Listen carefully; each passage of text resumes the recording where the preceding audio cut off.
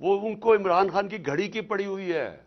ये भी पहली दफा हुआ कि मैं अपनी घड़ी बेचूं, उसके ऊपर शोर मच गया है। मेरी जाती घड़ी है, मैं उसे बेचूं, मैं जो मर्जी करूं उसे, उसके ऊपर कोई बात नहीं कर रहा कि आज लोगों का जो माशी कत्ल हो रहा है। सबसे ज्यादा शोर मचा हुआ था महंगाई का, कि जी महंगाई मार्च आ गई, इमरान खान ने महंगाई कर दी, कत्ल कर दिया लोगों को।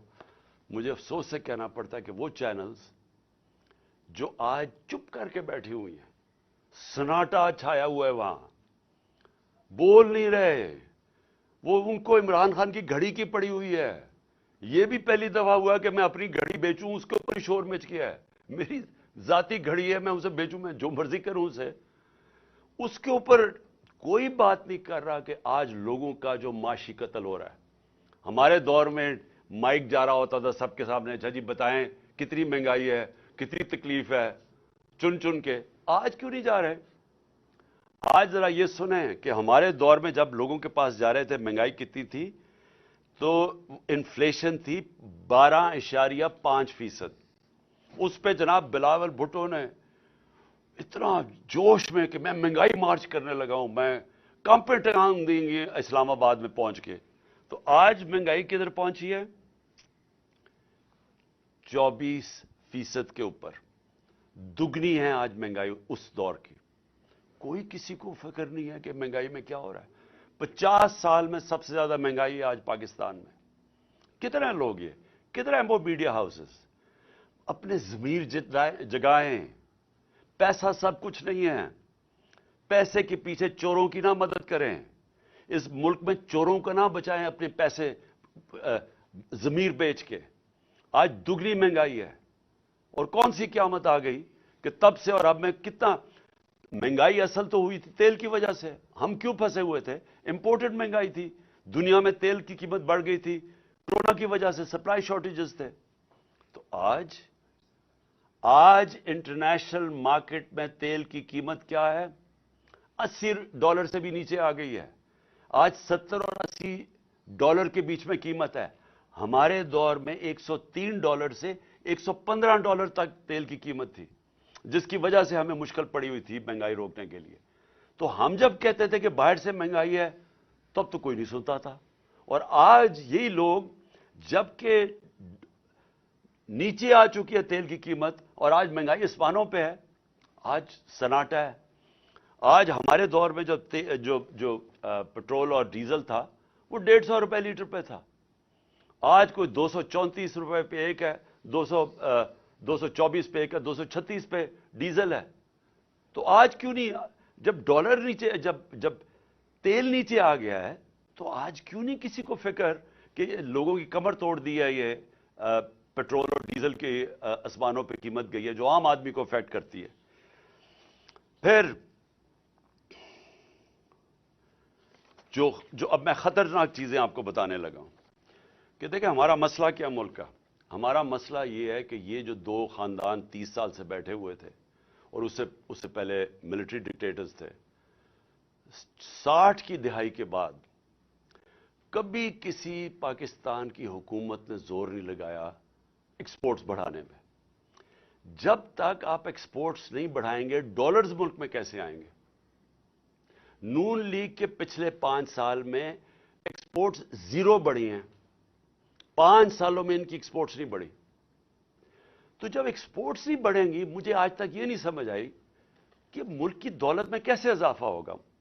कैसे एशिया टाइगर बना देंगे तो लाहौर को पेरिस में बना देंगे। जब तक आपकी एक्सपोर्ट्स नहीं बढ़ेंगी, वो मुल्क कभी भी वो तरक्की नहीं कर सकता, उसकी दौलत में इजाफा नहीं हो सकता। चाइना जो आज एक इकोनॉमिक सुपर पावर है, उन्होंने अपनी एक्सपोर्ट्स, आज उनकी पता नहीं 2000 अरब डॉलर की एक्सपोर्ट्स हैं।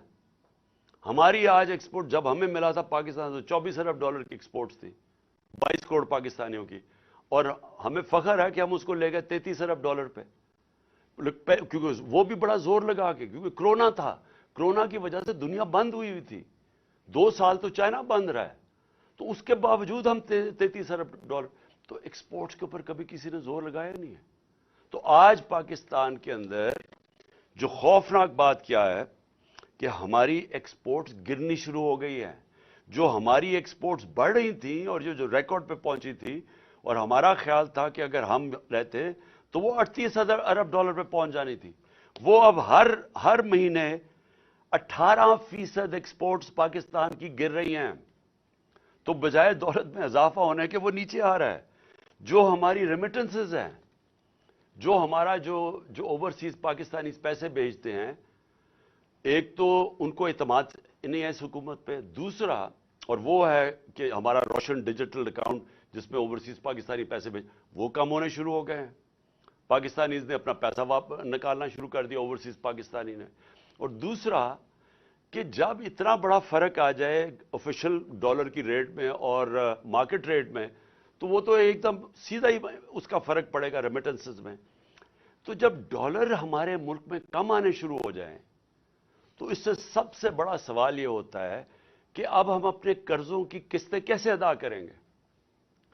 اگر ہم جو کوشش پوری پالیسی تھی کہ ڈالرز ہمارے بڑھیں، ریمیٹنسز بھی آئیں اور ایکسپورٹس ہماری بڑھیں جو بڑھ رہی تھی، اور پھر ہماری کوشش یہ تھی کہ آئی ٹی کی ایکسپورٹس بڑھائیں جو 75% ہم نے بڑھائی تھی، جو فیوچر ٹیکنالوجی کا ہے، اور اس کے علاوہ جو انویسٹمنٹ لے کے آنی تھی، جو ہم نے اسپیشل اکنامک زونز بنائے ہوئے تھے جدھر سے ہم نے انویسٹمنٹ لے کے آنی تھی، اور چائنا سے ہماری بڑی آگے بات چل چکی تھی۔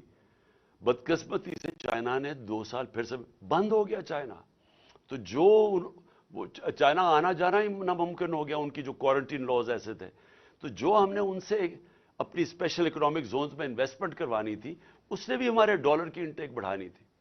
تو اب نہ انویسٹمنٹ آ رہی ہے، ایکسپورٹس ہماری نیچے جا رہی ہیں، ریمیٹنسز ہماری نیچے جا رہی ہیں، ڈالرز ہمارے کم ہو رہے ہیں، قرضے ہمارے بڑھتے جا رہے ہیں، تو کس نے ادا کرنی ہے؟ آج جدھر پاکستان کھڑا ہے، ہم یہ کیسے قسطیں ادا کریں گے؟ اور یہ میں پھر سے اسی پہ آ گیا ہوں کہ مجھے آج کیوں خطرہ ہے، کیوں ہماری طرح کے لوگوں کو خطرہ ہے اور فکر پڑی ہوئی ہے، اور کیوں ان کو نہیں فکر؟ میں سب سے پوچھتا ہوں، اپنی اسٹیبلشمنٹ سے پوچھتا ہوں، اپنے ہر طبقے کے پاکستانی سے پوچھتا ہوں کہ کیا آپ کو فکر نہیں ہے کہ آپ پاکستان کدھر جا رہا ہے؟ میں جب الیکشنز کی بات کرتا ہوں، میں الیکشنز کی اپنی ذات کے لیے نہیں بات کر رہا، میں تحریک انصاف کے لیے نہیں بات کر رہا۔ تحریک انصاف نے تو جب بھی یہ الیکشن کروائیں گے انشاءاللہ، جس طرح کی پبلک سپورٹ ہے آج پی ٹی آئی کی، پاکستان کی تاریخ میں کسی پولیٹیکل پارٹی کی نہیں تھی۔ چاروں صوبوں میں یہ پارٹی پھیلی ہوئی، باقی تو 2 پارٹیز رہ گئی ہیں، چھوٹی چھوٹی پارٹیز، صوبائی پارٹیز بن گئی ہیں۔ تو انہوں نے تو جب بھی الیکشنز ہو ہم نے جیتنا ہے۔ تو ہمیں یہ نہیں فکر کہ اگر الیکشن ٹائم پہ ہوں گے تو ہمیں کوئی فرق پڑ جائے گا۔ مجھے خوف آ رہا ہے کہ جتنی دیر اب یہ گورنمنٹ چلے گی، اس ملک کا جو معاشی بحران ہے وہ بڑھتا جائے گا۔ اور وہ کیوں بڑھے گا؟ کیونکہ جب تک ملک میں پولیٹیکل سٹیبلٹی نہیں آتی، سیاسی طور پہ ملک میں استحکام نہیں آتا، تو معاشی طور پہ تو استحکام آ ہی نہیں سکتا۔ ساری دنیا کی کامن سینس ہے کہ معیشت تب ترقی کرتی ہے جب سرٹنٹی ہوتی ہے، جب استحکام ہوتا ہے۔ میں اگر آج بزنس مین ہوں، میں آج ایک انویسٹر ہوں، میں تو تب پیسہ لگاؤں گا جب مجھے پتا چلے گا کہ یہ 4-5 سال کی حکومت چل رہی ہے، اور میرا آج اگر پیسہ لگاؤں گا تو 2-3 سال کے بعد جب مجھے اس کا نفع آنا شروع ہوگا۔ مجھے جب یہی نہیں پتا کہ 6 مہینے میں کیا ہوگا اور اگلے 8 مہینے میں کیا ہوگا، کون پیسہ لگانے لگا ہے؟ اوپر سے پاکستان کی، جس طرح میں نے کہا، جب کریڈٹ ریٹنگ ہی گر گئی ہے، جب پاکستان کے رسک ڈیفالٹ اتنی 100% تک پہنچ چکی ہے، تو کسی نے پیسہ ہی نہیں دینا، نہ کسی کمرشل بینک نے پیسہ دینا ہے، نہ کسی انویسٹر نے آنا ہے۔ تو یہ تو ان کے پاس تو اب کوئی روڈ میپ ہی نہیں ہے۔ ان کی تو صرف اب ایک کوشش ہو رہی ہے، اور کوشش ان کی اب آج کیا ہے؟ کوشش بڑی سیدھی ہے۔ کوشش ہے کہ نہ میچ اب یہ کھیل نہیں سکتے۔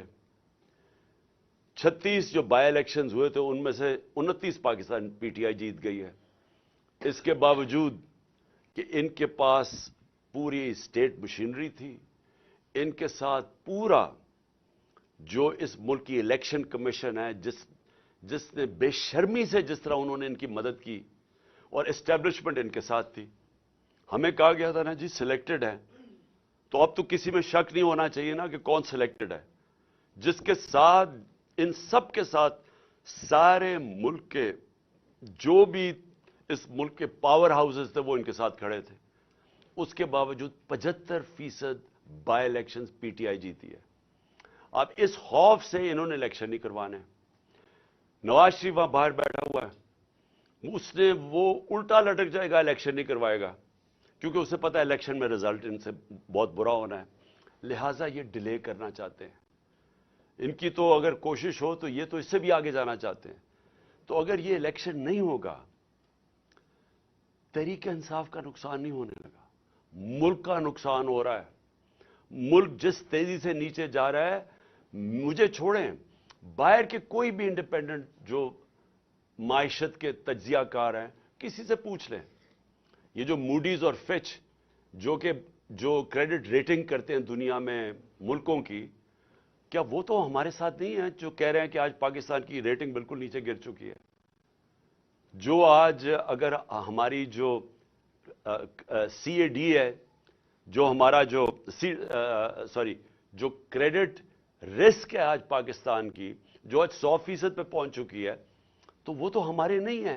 اس کا مطلب ساری چیزیں بتا رہے ہیں کہ ملک جا رہا ہے اس وقت معاشی تباہی کی طرف، اور اس کو نکالے گا صرف الیکشن۔